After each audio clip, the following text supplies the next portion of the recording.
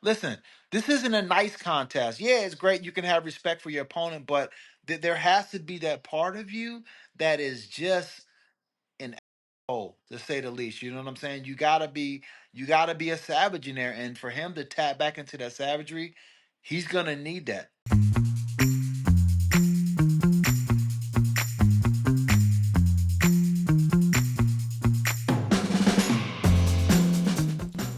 Welcome back to the Bohnfire podcast, where we talk about the UFC and mixed martial arts with those closest to the fight game. I am your host, longtime MMA reporter and MMA junkie senior reporter, Mike Bohn. Hope you're all doing well out there. We got a great show for you today. A lot going on in the light heavyweight division, and we need to spotlight it, of course, on Saturday. Over here stateside, Sunday in Australia, the UFC Perth main event.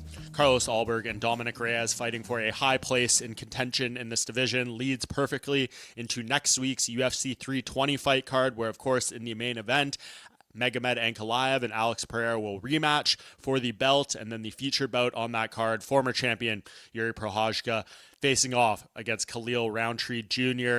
This next two events going to shape a lot about the future of this weight class. Of course, it's going to depend a lot on who wins, who loses, how the matchups get shaped going forward. But this is an important time for the division. And of course, no better man to help break it all down than the former 205-pound champion himself, the UFC Hall of Famer, UFC analyst, legend of the game, and man who was the very first guest on the Bohnfire podcast almost exactly a year ago. Wow, we've almost hit a year of this program here. It is Sugar Rashad Evans. Love to have his insights, always one of the great minds of the game, and very curious to see how he breaks down all these fights and how the division's going to move forward. So that is the crux of today's show. It is a 205-pound bonanza, and we are going to take a quick break, and we'll be right back with Rashad Evans. We're back here on the Bohnfire podcast with the man who was the very first guest on the show almost a year ago. Rashad, you're back. I hope we have the platform that's worthy of your presence now. I appreciate you, I guess, being the first man to come on here and help me build it to where we are now. It's been growing rapidly. That's amazing to hear, and I'm glad I got to be the first. But more importantly, I'm glad to be back. I'm glad to be back. Yes, sir. I appreciate it. And such a great time, as I was saying in the intro, like so much going on in the light heavyweight division right now. I thought it would be great to kind of get some of your insights. But first, Rashad, I don't know if you know, this week is the 19-year anniversary of a pretty big win of yours back at UFC 63. I think it was the first official knockout on your record against Jason Lambert. You had some TKOs, but this was the first officially recorded KO. Yeah. What do you remember about that night back in 2006 at UFC 63? Man, I remember, going into that fight, people really doubted my ability to finish a fight, and I've had some close fights up until then. Everybody would say I only can eke out a victory, so I really was going to that fight with something to prove, and Jason Lambert made it interesting for me because he was talking some trash, so it made it uh, very interesting and fun at the same time. But I went out there and I performed well. It was my first UFC pay-per-view event, and I won. I had a finish I wanted, and it was amazing. Yeah, did finishing that fight with the knockout, I mean, the next fight after that was still one of the greatest knockouts in UFC history against Sean Salmon. Like, did that parlay into it, knocking out Lambert like that, knowing that you can finish the fights that way? Yeah, it was kind of one of those things, like if you're a wrestler and you ever grinded out a few fights, you realize once you had a few knockouts, like I'm making this way harder than I have to make it. You know what I'm saying? So once you get that first little taste of a knockout, you just like, yo, this is what I want every single time. I want to be able to go in there and get out and make some extra cash on top of it. Yeah. And another little thing I wanted to hit on you before we get into these fights coming up. I always feel like we can come to you, Rashad, for like a level-headed Jon Jones take and approach. I mean, obviously, I'm sure you know all the stuff going on with the White House. He really wants to be on that card. Dana White seems kind of reluctant given everything that happened with the Tom Aspinall fight and, maybe just his general track record of reliability. What do you think? Like, I'm sure you would love this for Jon, kind of being a supporter of his, but what do you think? Is there a way that he can convince Dana and the brass to make this happen for him? Well, I mean, having Jon Jones on the card, you want to be able to have an American on there who's going to be able to go out there with the big name. and win the fight. You know what I'm saying? Like they're not like in America right now. We're kind of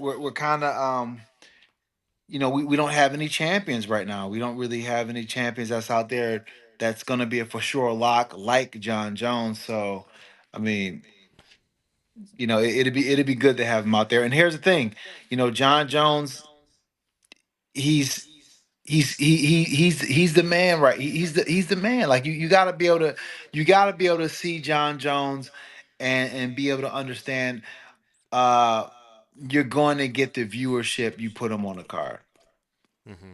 Yeah, and yeah, do you think? What do you think? Do you think he'll manage to change their minds? We still got a lot of time. Dana said they're not going to start really building things till February. What does your gut say? Do we see him fight at the White House? Yeah, but you got to make them beg a little bit, though. You got to make them Yeah. beg. Just you got to make them beg a little bit, so that way you know that he's buying all the way in. You know what I'm saying? Like you got to make him beg, make him plead his case, and that way you get him to totally buy in. So then that way there's gonna be none of those antics, and you know that he's gonna be showing up to practice, showing up to try to make sure he's the best that he can be for that fight. Yeah, do you, I guess last thing on this, there was that big price tag seemingly attached to the Tom Aspinall fight. The big rumor out there is the 30 Yeah. million, and it seemingly like they got it for him, and then maybe like he after agreeing to the fight, maybe kind of walked it back a bit. Do you think that number will still be on the table for them, or is that going to be something they're going to have to figure out too? I don't think it's gonna be for that price. I feel like, Yeah. that was kind of a once in a lifetime type of situation at that price. I feel the fact that he's trying to campaign to get on the card so hard, um, is a big reason why he probably won't get that fight. But I mean, is he gonna fight? Is he gonna fight Tom Aspinall if he does fight at the White House? I would assume that would be the fight to make, unless Tom Aspinall loses to Cyril Gahn, of course. Oh well, I mean, well, you know what? Take back my comment about it being a lock. If you have John Jones fight on the card, listen. I mean, look. John Jones is good, of course. We all know that, but we know that boy Tom Aspinall is chomping at the bit, and if that right there will be a fight to make. So, you know, and here's another thing too. It's like when you've accomplished so much and you accomplish as much as John Jones in the sport, you need a little extra caveat to kind of make you want to go out there and compete on the stage, because he's defeated dangerous foe after foe his whole entire career ever since he's came on the level, and now at this point, you know fighting Tom Aspinall, it's a very interesting fight. People want to see it, but at the same time, if you're John Jones and you've had these kind of fights, it don't really tickle your fancy. But then you put it at the White House. Now we talking a little bit of something else. So Yeah, that seems to have his full motivation. Like you said, this whole element of no male American champions right now. yeah, Even Daniel Cormier is stumping for him to get there. So I think that tells you, like, that the patriotism is even overshadowing some personal feelings here. But kind of it parlays perfectly into it. I mean, I just spoke to Corey Sandhagen earlier today. He said, he wants to fight on that card, and he's going to be the American champion after he defeats Marab, and leads us perfectly into this weekend's co-main event at UFC Perth, or main event. And Dominick Reyes, who I spoke to earlier in the week as well, thinks he's going to win this fight against Carlos Ulberg, and then take a little time off to have his baby in December, and then hopefully fight for the belt at the White House in June. So there's some guys that are close there, but I yeah, don't know. I guess let's start with Dominick versus Carlos Ulberg. I mean, Dominick's resurgence has been incredible. Like, yeah. not many guys go from a 3-fight losing streak, really bad knockouts, to being able to climb back to title contention. It's one of the hardest things you can do in the sport, I feel like. Have you been impressed and admired what he's been able to do here, just even getting back to a fight like this?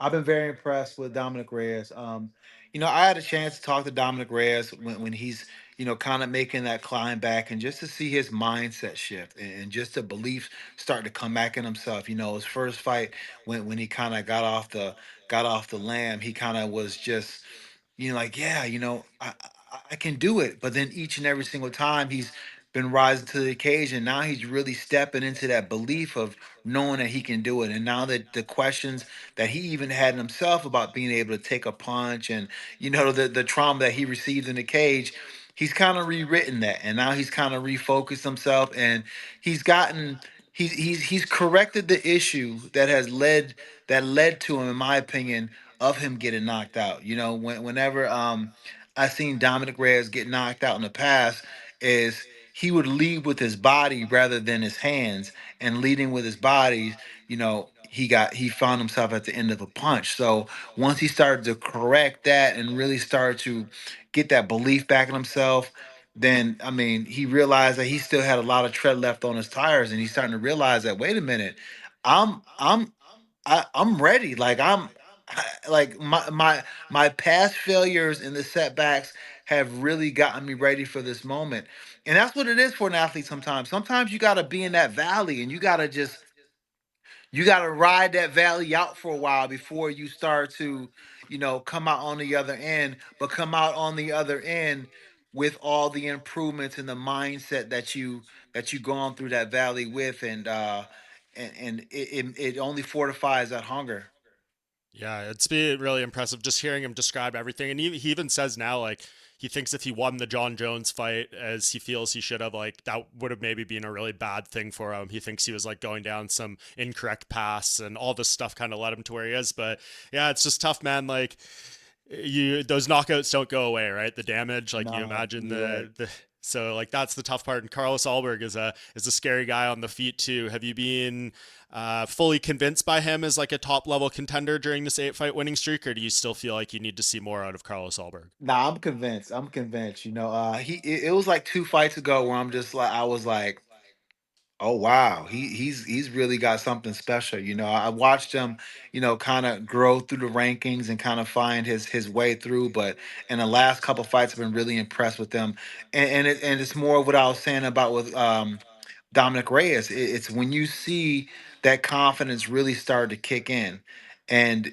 with Alberg, he hasn't had the setbacks as a Dominic Reyes. So for him, you know that's all he knows, really. You know what I'm saying? That's all he knows, and that's a dangerous place to be and compete against when a guy doesn't know that they could lose like that, and they have that belief in their striking, they got belief in their camp, and they got belief in their training partners, and know that, um, you know what? I'm not gonna face anybody as tough as Israel or Dan Hooker or some of the stallions in his camp that he sharpens his iron with, and that's just the guys that we know. But what that camp has done has bred a mindset and has bred an expectation and has bred so many up and coming fighters that we don't even know about that go in there and push Alberg to be the fighter that we seen out there in the octagon. That's such an interesting element of just this whole fight game, right? Like the one side of the coin of what you said there, like Dominic, who's been through all the shit and like has Yeah. experienced it, the tough fights, the 5 rounders, and you have the knowledge of that heartbreak and um, the struggles, but then you have someone who has not gone through that, who, like you said, has all the confidence. Like, what's the better side of the coin to be on? Do you think in a fight like this? I think I think it's Alberg, to be honest, because Yeah. you don't know what you don't know, and when and in a fight like this, you got to be willing to take the risks. The guys who's willing to take the most risks, the guys who's willing to lay it all out on there on the line, is somebody that hasn't been scarred out there. It's somebody who just doesn't know they could fail, and those are the guys that during the fight, if you're competing against a guy like that, you gotta do something to kind of bring some kind of doubt in them, so you could give them a little bit of pause. But that's something you got to do while you're out there, and you have to gain that throughout the fight. So it's a different mindset because you're going in there already knowing the other side of what you're up against, and in those bad nights, in those traumatizing situations where you have to wake up and the referee has filling you in on what happened. Yeah, it's makes it such an interesting matchup. Like you said, we got number 3 versus number 7 here. So I don't know. Both guys feel pretty confident that they're going to be at a title shot or close to it. For Alberg, 8 straight wins, as I said. Only one person has had a longer streak than 9, and that was Jon Jones at 13 straight. Ankalaev was at 9. So like it would be unprecedented for this division if Alberg does not get a title shot with a win here. Yeah, I think this is that moment to get one, right. Ultimately speaking, we do want to see an exciting fight to get the fans excited to see Allberg in a title contention situation. But I mean, I feel being a main event, being in Perth, and I mean the stage is quite set for him to say, look, I'm next in line, and you know, this is his moment. He's watched his teammates have this moment time and time again, and the first time is when it's your moment to do it. It's something so special, and it's something that it gives you an extra push to just go crazy. Right now, my bookie has the odds Carlos Ulberg minus 265, Dominick Reyes plus 200. Does that feel appropriate to you or too big of a favorite for Ulberg? It seems like it's too big of a favor for Allberg. I mean, you know, Allberg is great, but I feel like they're very comparable in a lot of ways, and I'm not seeing the the pull away in that way in the ways that they're compliments. You know what I'm saying? I'm not seeing the distance in their skill level to be that pull away. If anything, the pull away is more than anything is just the durability aspect of it, right? Because there's still those kind of questions that yeah, we seen, we seen Dominic Reyes go out there and we seen him, kind of turn things around, but we haven't seen him with an up and coming guy who's a great stand up and shines in a very department in which Dominic Reyes is going to have to shine in if he's going to get his hand raised. We're not going to see Dominic Reyes go out there and take some shots and grind out a win. If he's going to win this fight, it's going to be on the feet. And the odds makers like we just don't see him being able to take those shots from Allberg. Yeah, that feels like the biggest question of this fight. So we'll see how that goes. And yeah, it does feel like a four-man race for the next title shot. That obviously leads into the featured bout at UFC 320. I know both Jiri Prochazka and Khalil Rountree want that belt real bad. One other shot. They've both had their opportunities, but with it being like, right on the same card as the title fight, it feels like maybe they're slightly ahead of this one, but Yeah. it always depends on performances when it comes to this stuff, right? Like if someone gets a lackluster decision, the other person gets a first round knockout, it kind of sways it in their direction. So it makes it kind of tricky to determine who. Yeah, absolutely. I mean, it's all about the way you're making people feel. I mean, let's be honest. As much as this fight is about, you know, the everyone rising to the rank that deserves to be in a position they want to be in based on the work that they put in. There's a big social component to it as well. That's what makes UFC what it is. The fans get what they want for the most part. And when you go out there and you have a big win and you have that hype, you can leapfrog somebody in a minute, especially if it's a lackluster performance. Mm-hmm. As we get into UFC 320, I have a hard time seeing Prochazka versus Roundtree being anything but a crazy fight. I mean, if you had to pick one of the two that might lay an egg, I would not put my money on it being this one, just purely because of Jiri Prochazka's presence. I mean, the dude's never been in a bad fight in his life, so I don't know. Like this one's chaos. I feel like it's kind of hard to break down. My biggest thing is like we know Jiri likes to get really nasty and kind of dirty in there. I think Khalil would prefer to have a more technical fight. We know he Yeah. can, have that when he needs to. We saw it with Alex Pereira. But I don't know, like Jiri does what he does, feel seemingly no matter who's across from him. Does that make for a bad night for Khalil, or do you think his more technical approach is the answer? You know, I think the fact that Khalil is so technical and so grounded in his technicality, meaning the fact that he's he's proficient in his technicality, where he's you know he can throw the jab and he can throw the low leg kick and he can throw it ad nauseum where it kind of is boring, but he's chipping away. He's chipping away, and then when he finds an opportunity, he'll find a way to get finished.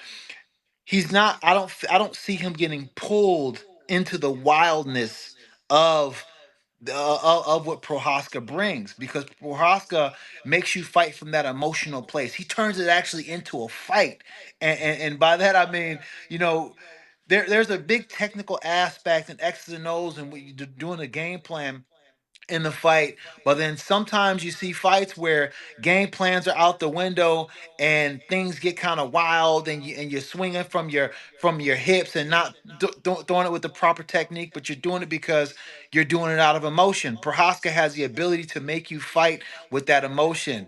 Khalil is just calm and calculated. I have a really hard time to see him getting pulled out of his element, you know? I feel like if anything, because of his technicality, he'll pull more Prohaska in that camp. And I feel like Prohaska is honestly looking to be a little bit more technical because if I'm Prohaska's coach, I think he kind of wastes a lot of energy with sloppy technique a little bit, you know. Sometimes it does catch people off guard, and he does have that X factor with that wildness, but at the same time, I I think he's good enough to technically tighten it up a bit and still be as dynamic as he is. Mm. And do you think part of that tightening up needs to be to protect the legs from the leg kicks? I mean, Khalil is devastating at those. We've seen Jiri take them a lot, and he's pushed through them. We saw what happened with Rakic, but like at some point, you don't want to just rely on your toughness when you're dealing with a kicker like Khalil.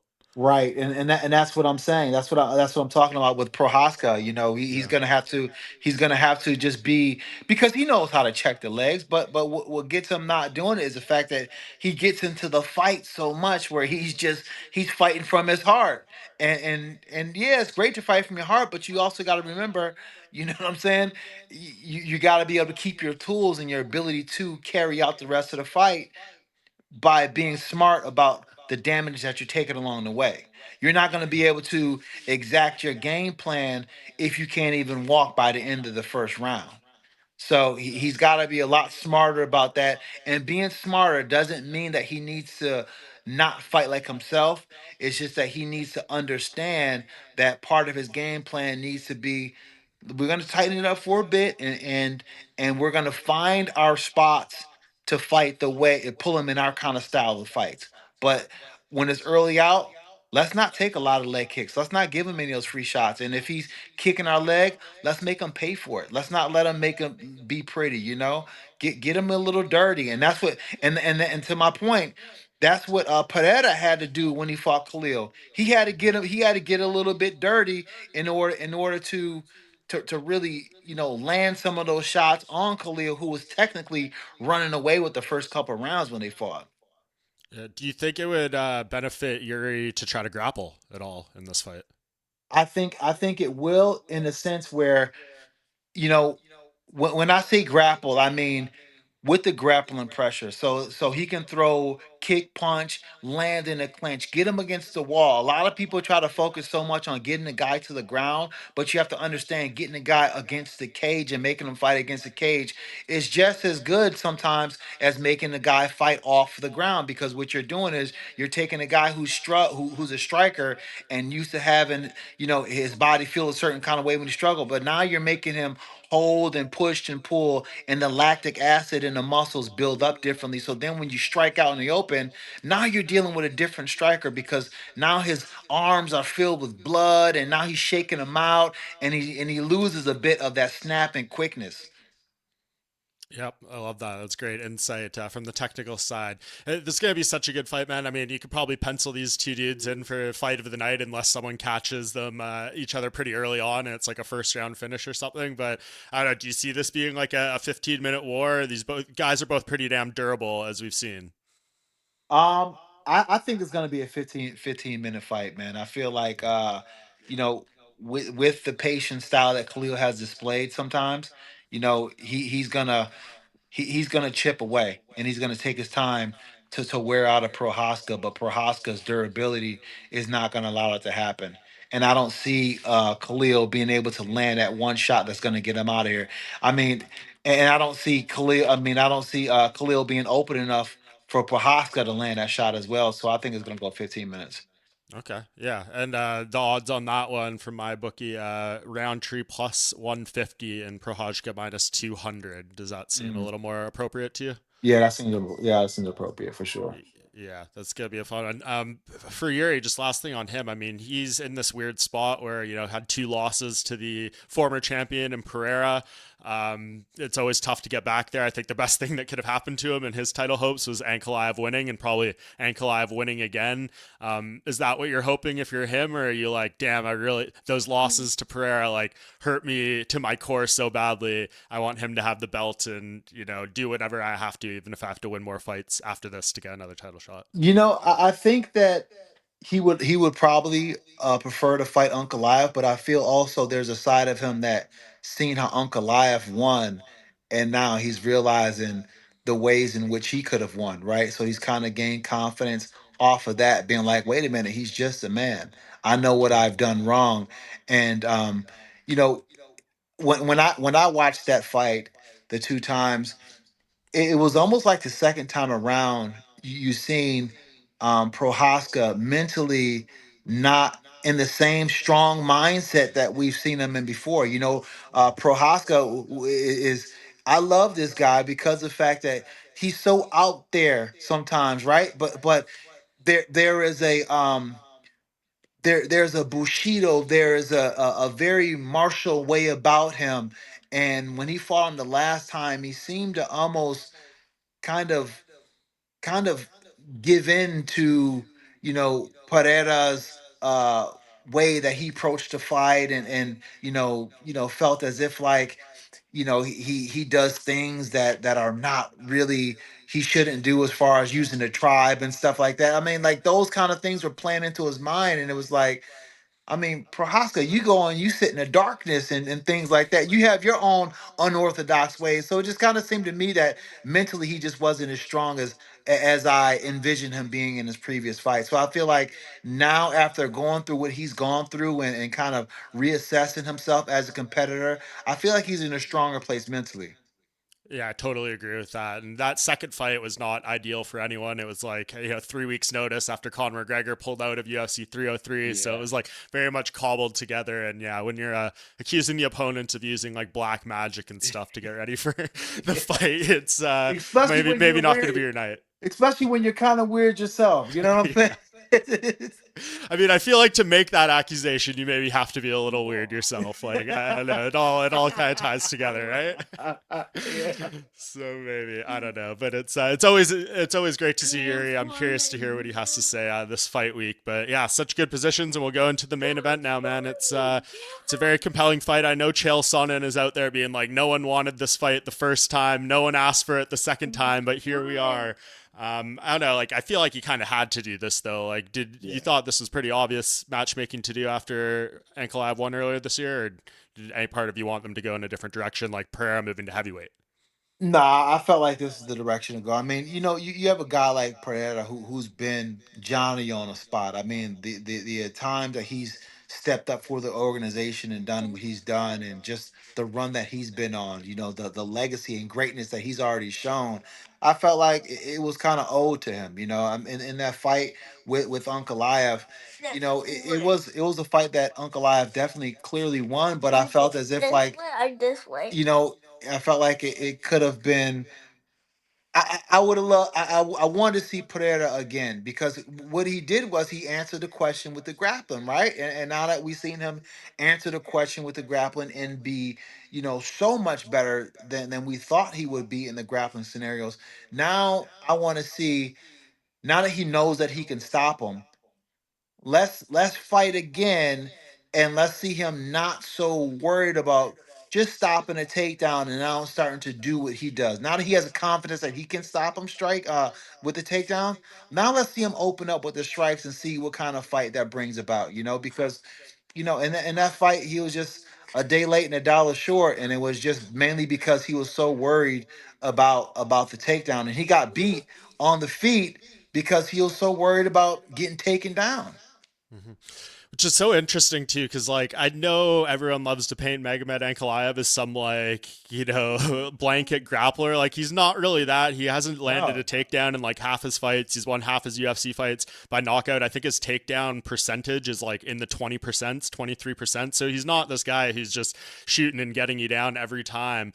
But you never know when that can come out like a little more in full. What's the fine line you have to walk of, like you said, he was maybe thinking about it too much, and what if you go into this fight not thinking about it enough, and then Ankalaev is grappling more? That's the game. Right.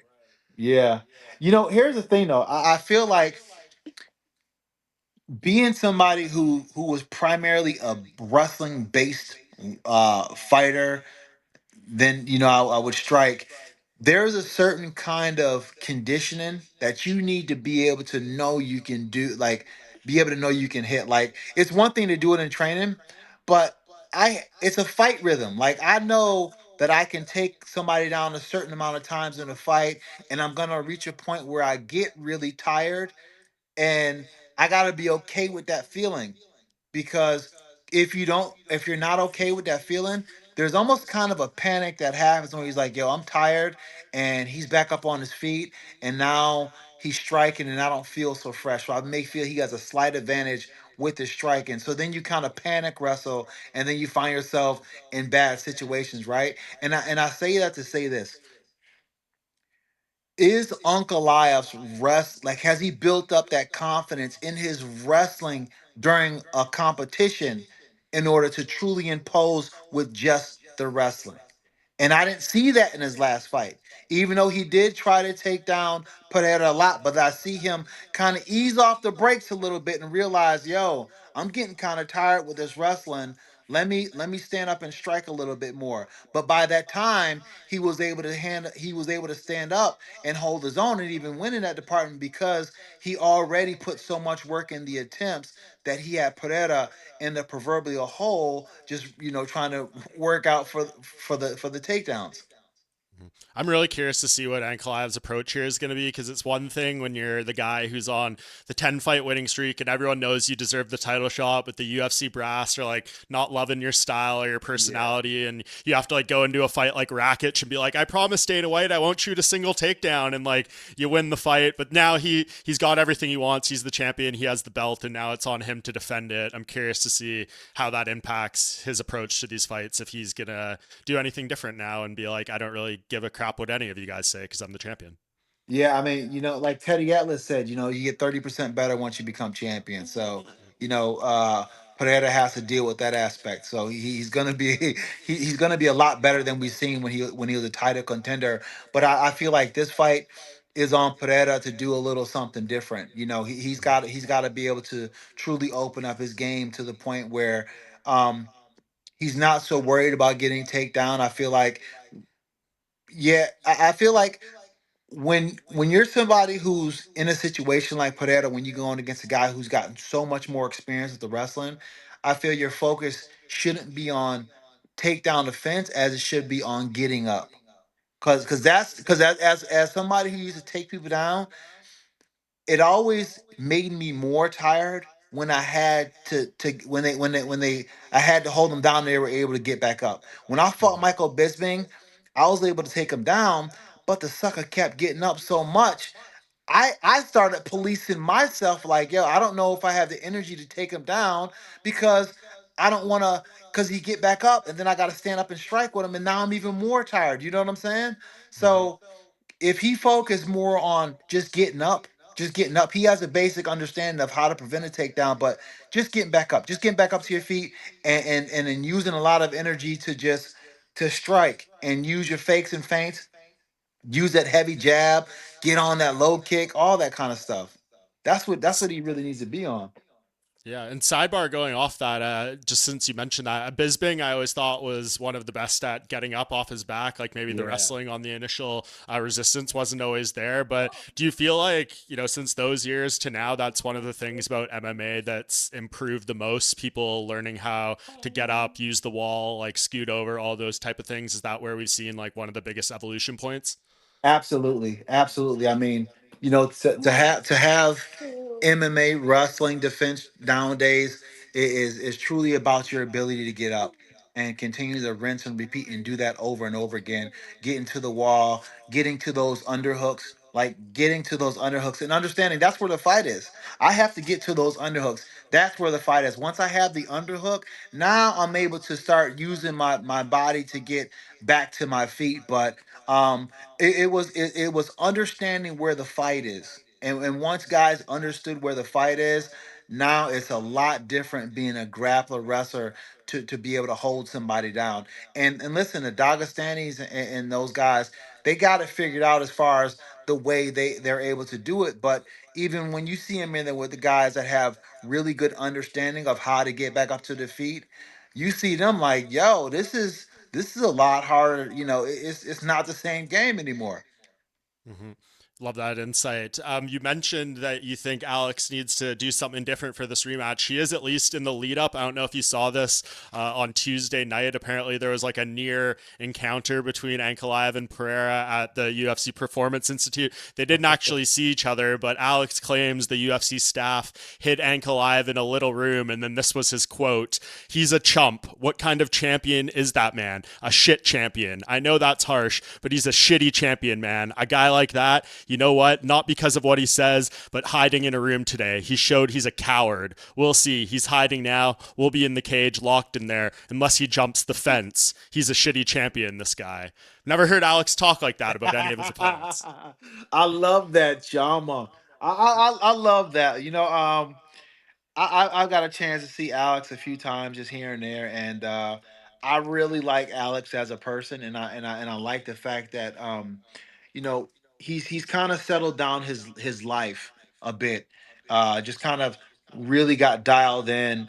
Sometimes success can make you be your own worst enemy, just being so spread out, going here, going there, and you overbook your schedule, and before you know it, you're doing all the other things more than you are actually doing the thing that you're making your money from. So I'm glad that he's kind of reconnected to that savage part of himself, because listen, this isn't a nice contest. Yeah, it's great you can have respect for your opponent, but there has to be that part of you that is just an asshole, to say the least. You know what I'm saying? You gotta be a savage in there, and for him to tap back into that savagery, he's gonna need that. He's gonna need that. So I'm glad that he's feeling that way, and I'm glad that he's not liking them. Shake hands and be friend after the competition.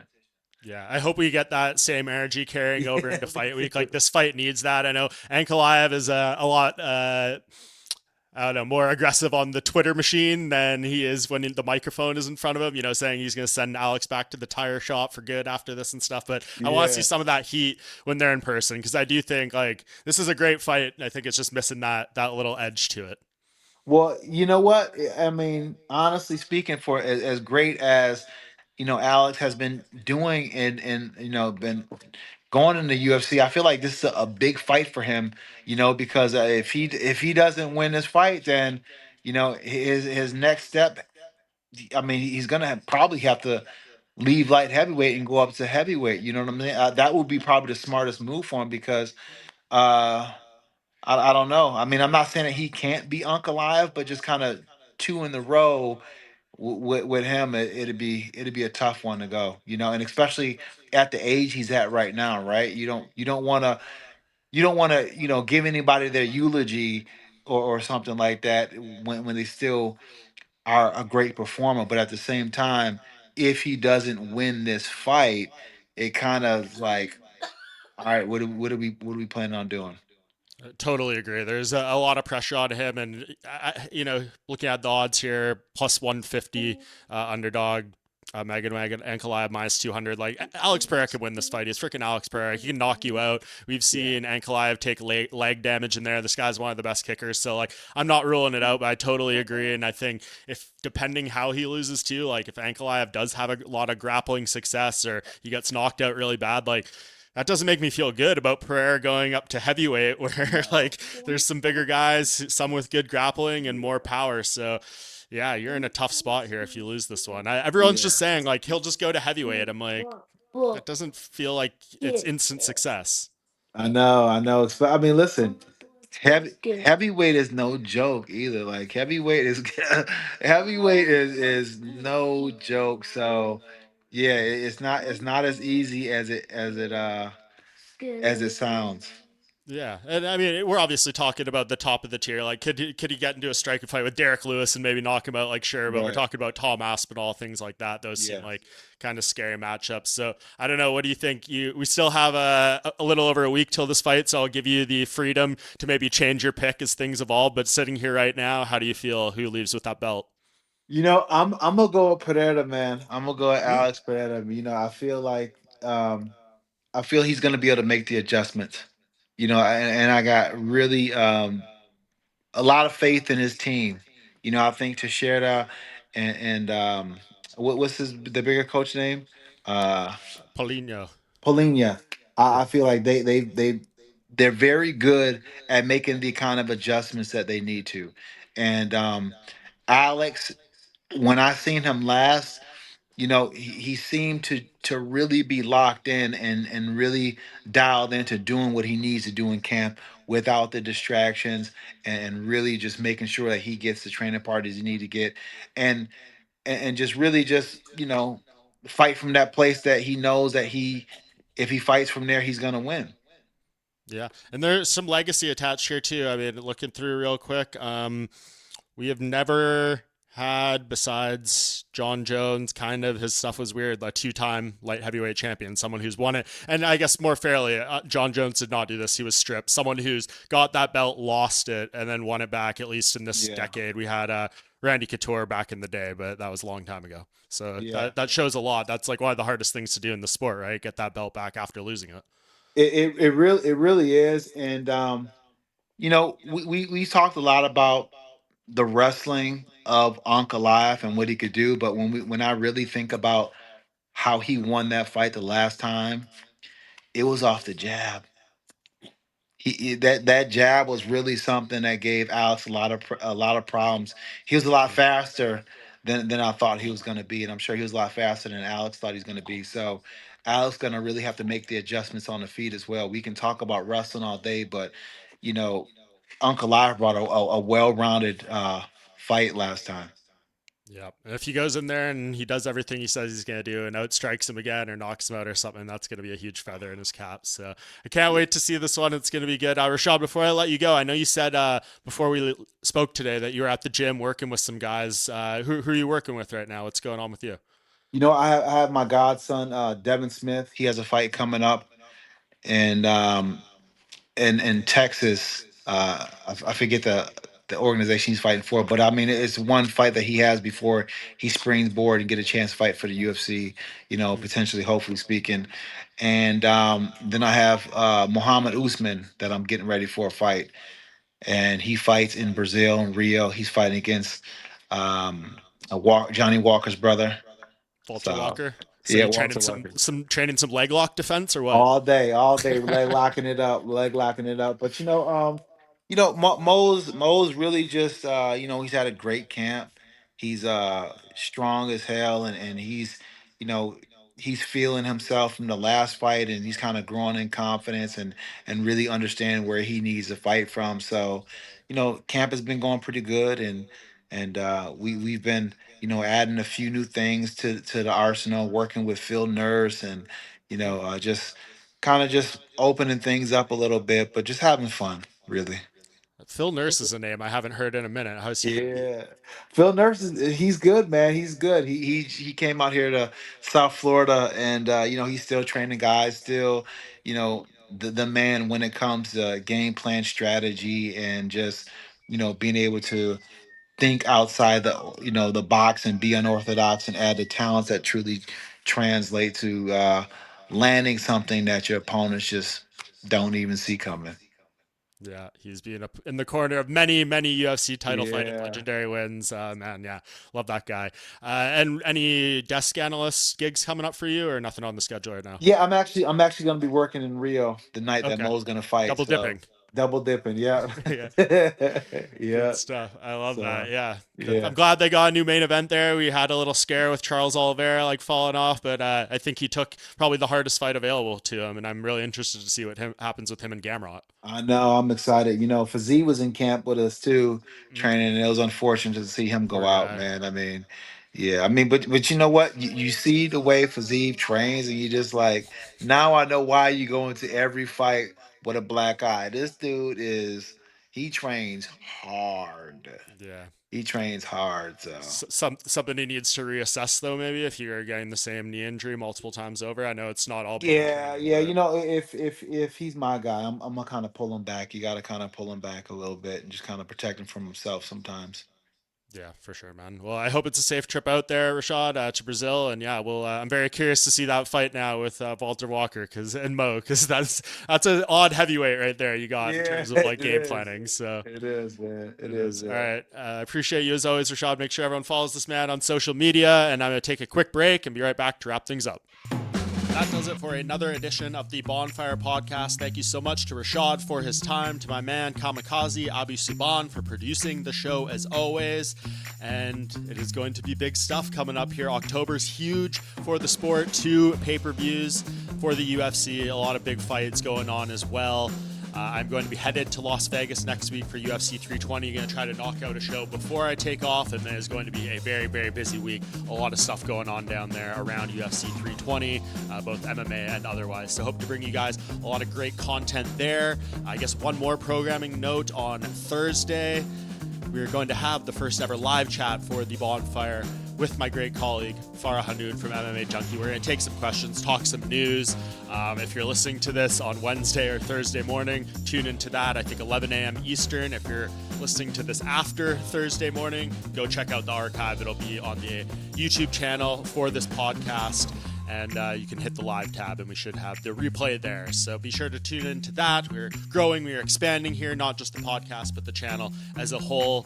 Some good stuff going on social media as well that I'll try to share with you guys too. So thank you so much for everyone for tuning in. And until next week, I will see you back here by the Bohnfire.